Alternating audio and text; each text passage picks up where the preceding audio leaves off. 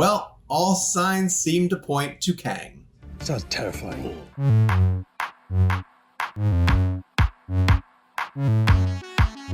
Hey guys, it's Sean O'Connell, the managing editor here at CinemaBlend, and I am in the void. Well, not quite the void, but my in-laws' house. But of course, we cannot miss Loki. Naturally, if you haven't seen episode 5 of Loki, get out of here. Go watch that right now on Disney+, then come back, watch my analysis of it. We'll break it all down for you. If you're new to the channel, please go down, hit subscribe, turn on your notifications, and that way every single time a new analysis episode of Loki drops, you guys will be the first ones to hear about it. See? He's on board. He's praying. He thinks we're going to die. Okay, so let's get to the first point, which, as I said, all signs seem to point to Kang the Conqueror. So one of the big mysteries of Loki is who is behind the TVA. And I was making the sort of joke reference to The Wizard of Oz and who was the man behind the curtain. Well, we got really close at the end of this episode to Sylvie finally being able to enchant Alioth, this new smoke creature that we met, who is very similar to something that was used by Kang the Conqueror in a Marvel Comics storyline that you guys should definitely look up. And then we saw a castle in the distance that, as our own Eric Eisenberg points out in his breakdown of the Loki episode, has some Victor Von Doom sort of overtones to it, and maybe they could be going in that direction. But if you go through the Easter egg haven that is the Void, there was something that I picked up that on Avengers Tower, it said Kang, or yeah, I believe it's pronounced Kang. It's Qeng. It's best not to question it. And that's a reference to Kang Enterprises, which is a company that purchased Avengers Tower from Tony Stark in a Marvel Comics storyline. And there was a much larger story about the people who were behind Kang Enterprises, and someone named Nathaniel Richards, who was trying to pick up these pieces of basically a device that was going to, it sounded very similar to what happens in the first Avengers movie. It was going to open up a portal that would allow a Chitauri army to come to Earth and essentially take over. Well, of course, the heroes stopped them from assembling the pieces. But once you get to later in the story, you realize that Nathaniel Richards, this person who was leading Kang Enterprises, was an alias of Kang the Conqueror. And it turned out that Kang the Conqueror had been sort of divided up into multiple subsets of his personality, and one of these personalities ended up becoming Nathaniel Richards. Now, that reference to Kang Enterprises on the side of the destroyed Avengers Tower, it's very deliberate. Obviously, the Avengers Tower structure obviously looks exactly like that design, and you can't really fake that sort of architecture, that shape of that tower. We knew exactly what that was. She's pretty confident.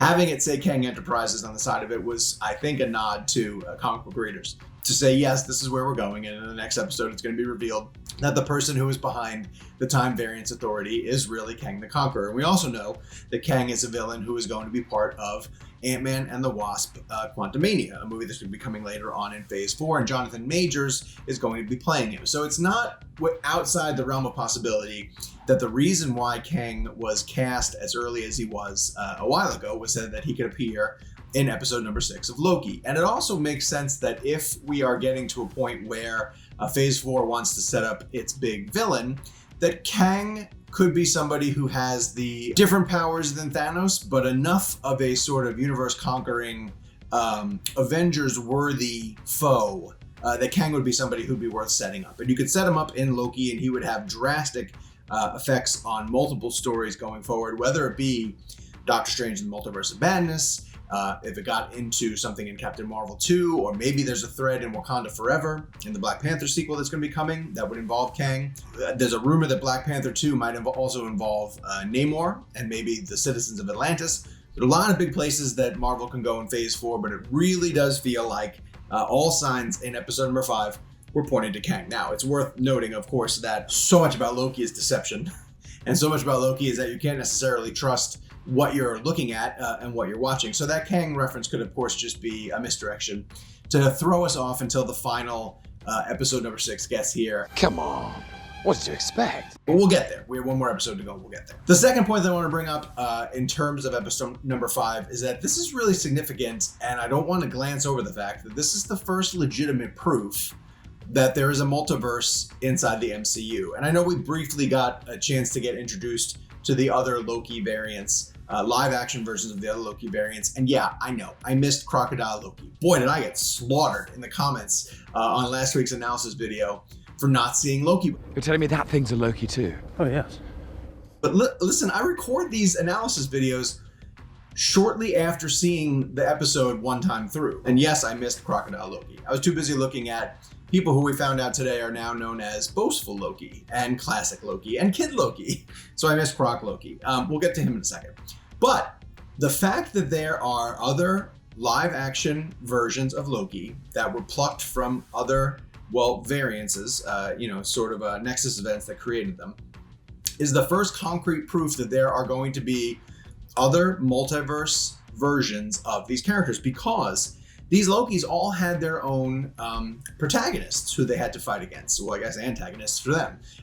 Boastful Loki talks about having taken down Captain America and Iron Man, a version of Captain America and Iron Man in his existence. That's alligator for growling and saying liar at the same time. We got a brief look at a Thor who was going after Mjolnir, buried in the soil, which was awesome. And of course, Kid Loki talked about the fact that he killed his version of Thor.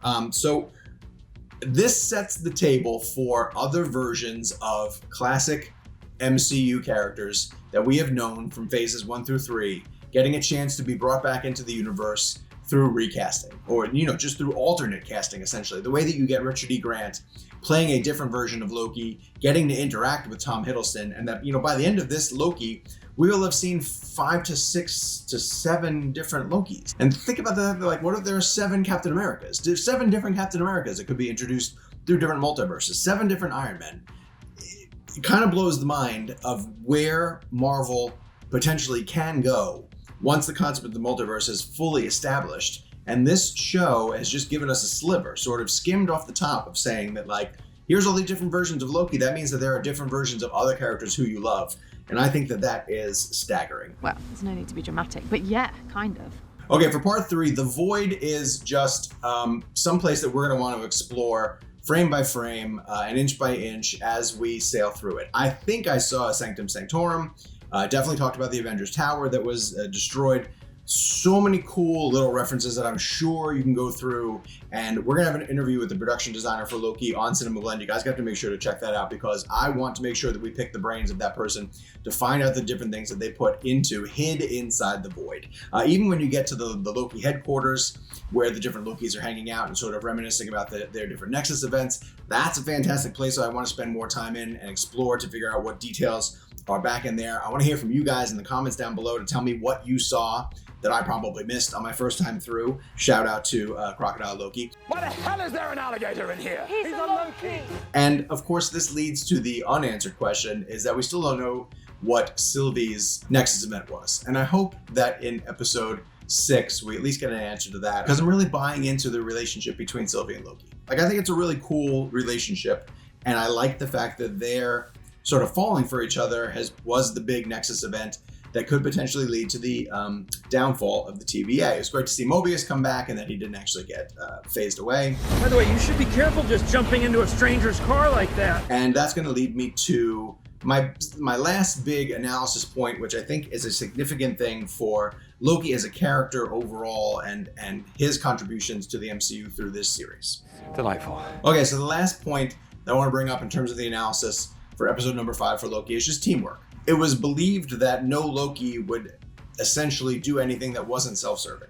That, in the end, they're never actually going to figure out a way to work together, and they're always going to be trying to think of one way to one-up and betray and undermine the people who they have closest to them and that they love. And that it could lead to the death of a Thor, the way that Kid Loki talked about. It could just lead to isolation, the way that classic Loki, played by Richard E. Grant, said that he sort of just got so sick of it all and took himself out of the equation. Faced down Thanos, faked his own death, left. But what ultimately allows the Lokis to enchant Alioth and get past him and get to, we hope, necessarily the answer of who's behind the TVA is because they work together.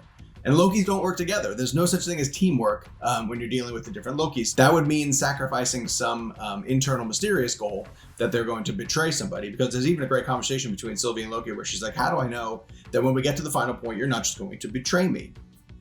And he essentially says, look, I've changed. And that's not who I am anymore. And when that sort of gets mentioned, there's a line. What was the line that I wrote down? It was, it's never too late to change. Mobius says that. And classic Loki sort of looks off to the side, somewhat wistfully, as if to process, like, is that true? Is that true of a Loki? And we see instead, I'm going to call him our Loki, Tom Hiddleston's Loki.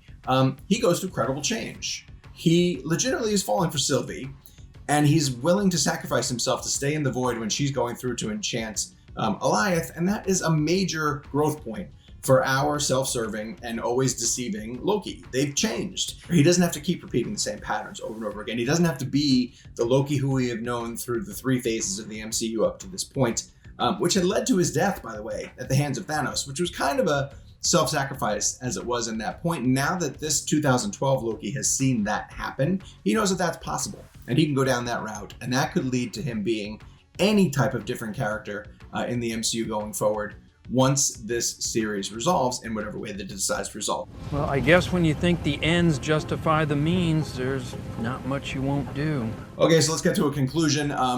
We one episode left, and there's still a lot of huge unanswered questions, mostly specifically who's behind the TVA, what's going to happen with Mobius once he gets back to the TVA. It looks like it's going to be a battle on multiple fronts. You're going to have Mobius sort of taking down the what's left of the TVA, maybe a few of the agents who have been converted over to maybe potentially help him. You're going to get Loki and Sylvie confronting whoever is in that castle, and we're going to figure out where this all goes from here. Now, there's been conversation that so far in WandaVision and Falcon and Winter Soldier, we've gotten through to the final episodes of the seasons, and they have been, I'm not going to use the word letdown, because I don't think they've been a letdown, but maybe have not delivered quite on the promise of the setup to get to this point. Will Loki be the show that finally sticks the landing? I'm really heading into the final episode of Loki to see how successful they're going to be at concluding these really tantalizing threads. And what, now that they get to the heart of what's going on with the TVA, like what impact is that going to have on the MCU going forward? A lot of big questions that need to be resolved. You're going to want to be here when I do my analysis for episode 6. We'll talk about the entire season as a huge breakdown. What other questions do you hope get answered in the finale? And we'll meet back here next Wednesday. So in order to make sure that you find out about the video as soon as it drops, hit subscribe, turn on your notifications, follow along on CinemaBlend for all of the up-to-date Marvel coverage that you guys need.